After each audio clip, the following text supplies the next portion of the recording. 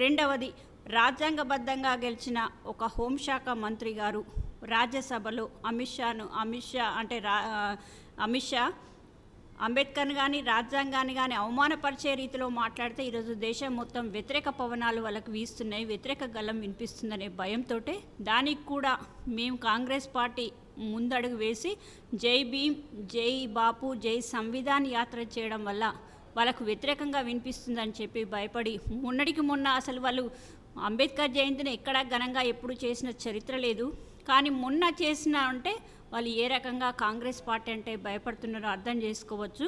అంటే కాంగ్రెస్ పార్టీని ఇప్పుడు కూడా ఎలక్షన్స్ వస్తాయి, బీహార్ ఎలక్షన్స్. అవి అంటే ఎలక్షన్స్కు ముందస్తుగా కాంగ్రెస్ పార్టీకి అనుబంధంగా ఉన్న పార్టీలను కానీ కాంగ్రెస్ పార్టీ నాయకులను కానీ మానసికంగా దెబ్బ కొట్టడం కోసం, ఇబ్బందిలో పాలు చేయడం కోసం కుట్రాపూరిత రాజకీయాలకు తెరలేపే విధంగా ఈ రకంగా చేస్తున్నారని చెప్పచ్చు.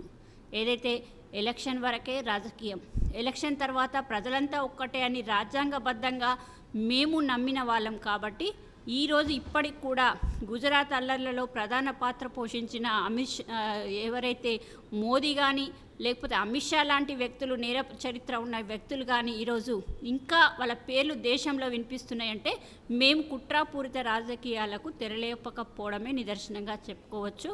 కాబట్టి ఇప్పటికైనా భారతదేశ ప్రజలందరికీ తెలుసు, మీరు కుట్రాపూరితంగా ఈరోజు గాంధీ కుటుంబాన్ని ఇరికిచ్చే ప్రయత్నంలో మనీ లాండరింగ్ జరిగిందని, ఏదేదో జరిగిందని మాట్లాడుతున్నారు. మీ చర్యలను చూసి భారతదేశ ప్రజలు మిమ్మల్ని ఈసరించుకునే రోజు తొందరలోనే వస్తుంది. మొన్న జరిగిన పార్లమెంట్ ఎలక్షన్లలో కూడా మీకు ముచ్చెమటలు పట్టించే విధంగా ఇండియా కూటమికి 235 స్థానాలు వచ్చినాయంటే ఒకసారి మీరు గాంధీ కుటుంబాన్ని చూసి ఎందుకు భయపడుతున్నారో ప్రజలకు పూర్తిగా అర్థమైపోయింది. ఇప్పటికైనా మీ ప్రయత్నాలు, మీ ఇలాంటి చర్యలను మానుకోవాలని హితవు పలుకుతున్నాను.